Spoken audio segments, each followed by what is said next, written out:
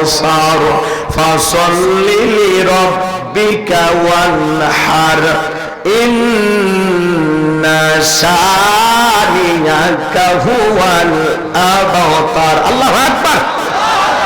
বিতাড়িত মর্দার শয়তানের কাছ থেকে আল্লাহ পাকের কাছে আশ্রয় প্রার্থনা চাচ্ছি।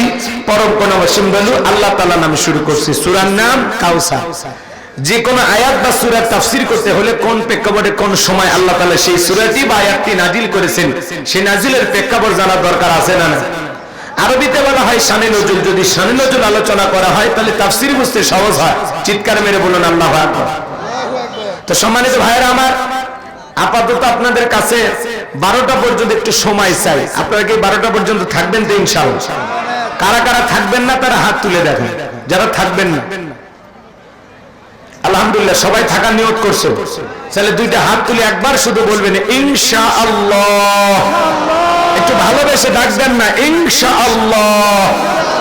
আল্লাহ আপনাদেরকে কবুল করুন। জোরে বলেন আমিন। এই যে হাত তুলে ওয়াদা দিলেন, ওয়াদা ভঙ্গ করা কিসের লক্ষণ? মুনাফিকের লক্ষণ। আমার বিশ্বাস বগুড়ার মাটিতে কোনো মুনাফিকের জায়গা নাই। কথা বলেন। এখন যাই যাতে আমার আর বলা যাবে না, তাহলে ওয়াজের মাঝখানে ডিস্টার্ব হয়ে যাবে।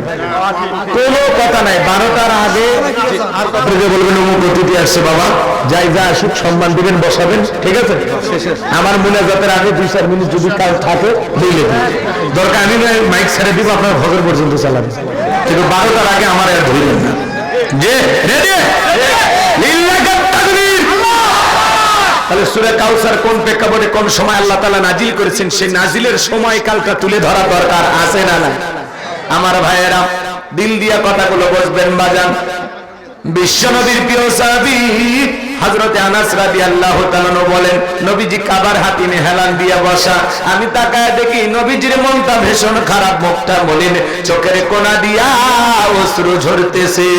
হযরত আনাস দেখে বলেন, কিছুটা সময় অতিবাহিত হয়ে যাওয়ার পরে আমি তাকায় দেখি নবীজি আমার মুস্কি মুস্কি হাসতেছেন। বলুন সুবহানাল্লাহ। এই একচুল না, কোনো কথা না। সম্মানিত ভাইরা আমার, দিল দিয়া কথাগুলো বোঝার চেষ্টা করবেন বাজান।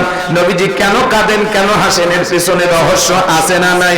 নবীজির কান্না করার কারণ হলো নবীজির কলিজার টুকরা ছেলে সন্তানগুলো জন্ম নেয়, আর একে একে ছেলে সন্তানগুলো মারা যায়। আবুল কাসেম মারা যায়, আবু তাহের মারা যায়, ইব্রাহিম মারা যায়। বাবা হিসাবে নবীর মনেও কষ্ট লাগে কিনা? আপনারাই বলুন বাজান। আল্লাহ না করুক আপনার আমার সন্তান যদি মারা যায়, আপনার আমার মনের ভিতরে কষ্ট লাগবে। কথা বলেন ঠিক কি না?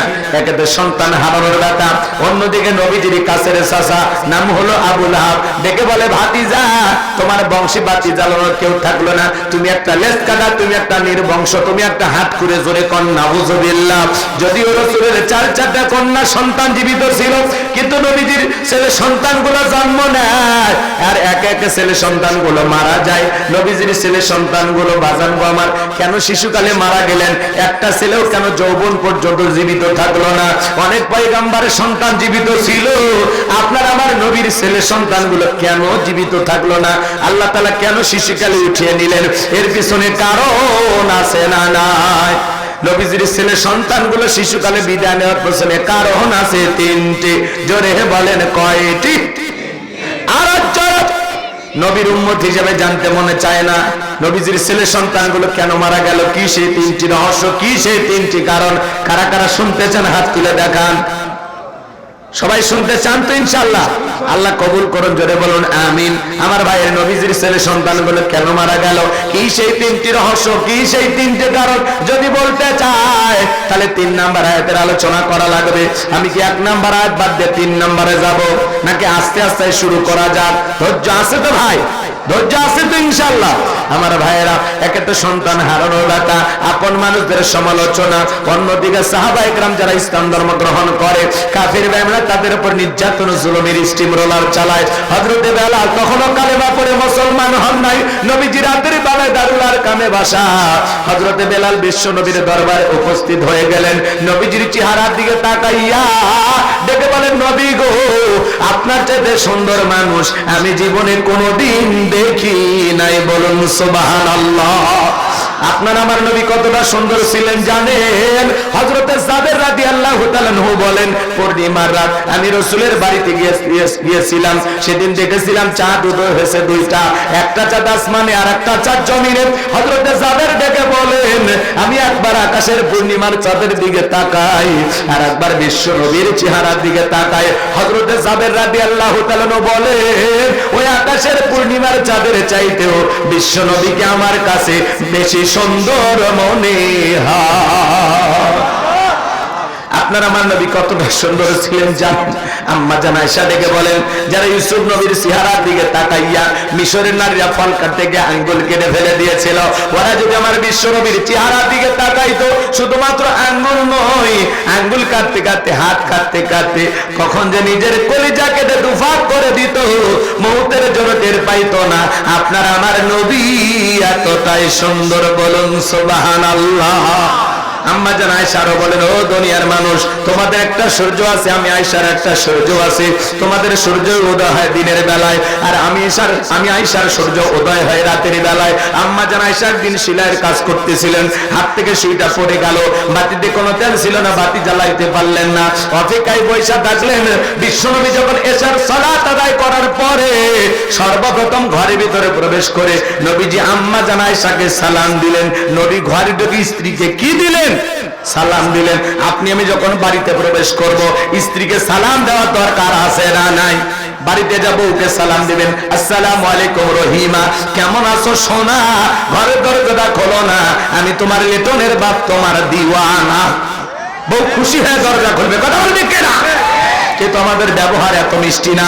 ঘরের দরজা চিৎকার মারে ডাক দেয়, এ রুবেলের মামে দরজা খোল, বেশি দেরি হলে দরজা ভাঙে ফেলে তোর পিঠের উপর আজ কি যে হবি রে। ভিতর তোকে বেউ বলে, এটা স্বামী না সেকেন্ড আজরাইল। যদিও মানুষের পক্ষে সেকেন্ড আজরাইল হওয়া সম্ভব না, কথা বলেন না কেন? এরকম লোক আছে না নাই? বউকে সালাম দিবেন, সালাম আছে যেখানে শান্তি আছে সেখানে, সালাম আছে যেখানে সমাধান আছে। অনেক বড় বড় ঝামেলা একটা সালামের মাধ্যমে সমাধান হয়, কথা বলেন ঠিক কিনা? তাহলে বাড়িতে যাব, ওকে সালাম দিবেন। এটা খেয়াল করেন, স্বামী স্ত্রীর মধ্যে সালাম আদান প্রদান হলে আল্লাহর পক্ষ থেকে রহমত নাজিল হবে। লোকজন যদি না থাকে, বইয়ের হাতটা ধরে মুসাফা করবেন, এ কার হাত? কথা কয় না। বইয়ের হাত পাশের বাড়ির ভাবির হাত না ধরলে ঝাঁটা দিয়ে পিটাবে।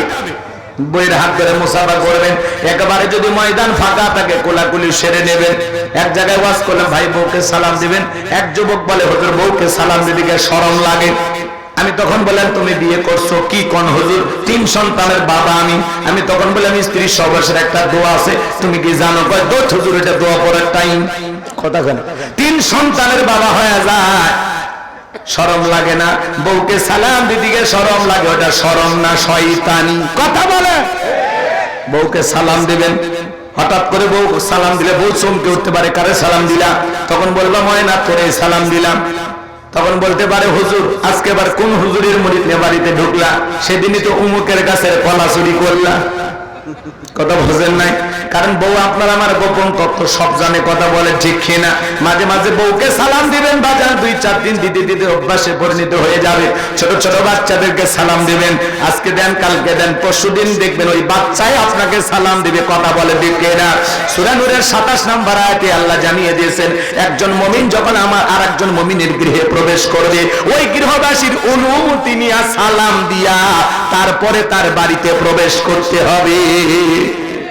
আপনি রুবেল বাদশা করে বাড়ির ভিতরে ঢুকে যান, বাদশার বইয়ের অন্য ঠিক নাই, ওর মাও কি করতেছে, বোন কি করতেছে, এক নজরে সব দেখা শেষ। কথা বলে। একজন মুসলমান আর একজন মুসলমানের গৃহে প্রবেশ করতে হলে গৃহবাসীর অনুমতি নিয়ে সালাম দিয়া তারপরে ঢুকতে। এই অনুমতি নিতে নিতে, সালাম দিতে দিতে, এই সালাম বিনিময়ের অনুমতি, এই দুইটার মধ্যে যেটুকু সময় যাবে এর মধ্যে মহিলারা পর্দার আড়ালে চলে যাবে। কথা বলেন। আর আপনি গলা খাকর দেওয়া নাই, সালাম দেওয়া নাই, আদব কায়দা নাই, একেবারে নাম ধরে বাড়ির মধ্যে ঢুকে যান। মেয়ে মানুষ ওরে দেখে টুকুর মানে, এই কথা কয় না। একটু ভালো হন, খালি ওয়াজ শুনলে হবে না, আমল করা লাগবে। আজকে মাহফিল থেকে যদি 2-1টা কথাও নিতে পারেন, আলহামদুলিল্লাহ। এই মাহফিল কবুল করবেন কে? এজন্য শুধু শুনলে হবে না। তাহলে আজ থেকে সিদ্ধান্ত নেব, এক ভাই আর এক ভাইয়ের বাড়িতে প্রবেশ করতে হলে আগে সালাম দেব, অনুমতি নেব, তারপরে ঢুকবো। এই আমল আজ থেকেই কারা কারা করবেন একটু হাত তুলে দেখিস, করবেন তো ইনশাআল্লাহ? জি। তাহলে প্রথমে সালাম অনুমতি নেবেন, তারপরে ঢুকবেন।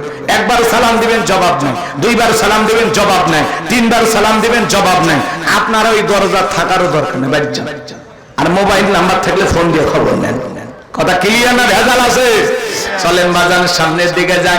আমার যুবক ভাইরা রে, গভীর মনোযোগ দিয়ে কথাগুলো শুনে যাও। স্বামী স্ত্রীর মধ্যে সালাম আদান প্রদান হলে আল্লাহর পক্ষ থেকে রহমত নাজিল হবে।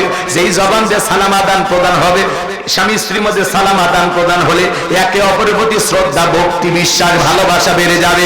যেই জবান দিয়ে সালামের জবাব দিবে আর সালাম বিনিময় হবে, ওই জবান দিয়ে একে অপরকে গালি দিতে পারবে না। জবানে আটকে যাবে, গালি কেমনে দেবে? মহব্বত আর ভালোবাসা এত গাঢ় হবে, গালি দেওয়ার চান্স না। কিন্তু তা তো করবেন না। কথা কর না গো, কি ভাই রাগ করতেছেন আপনারা? পারবেন? বাড়িতে যে স্বামীও সালাম দেয় না, বউ সালাম দেয় না, দুইজনে বোবা বোবা। আজ থেকে যেন সালাম চালু হয় ঘরে ঘরে, কতজন মনে থাকে, না হলে মিশাই এলে এত প্যান্ডেল খরচ করে লাভ নেই। রাগ করতেছেন মনে হয়। চলেন না সামনের দিকে যাই বাজান গো আমার, দিল দিয়া কথাগুলো বোঝাচ্ছি।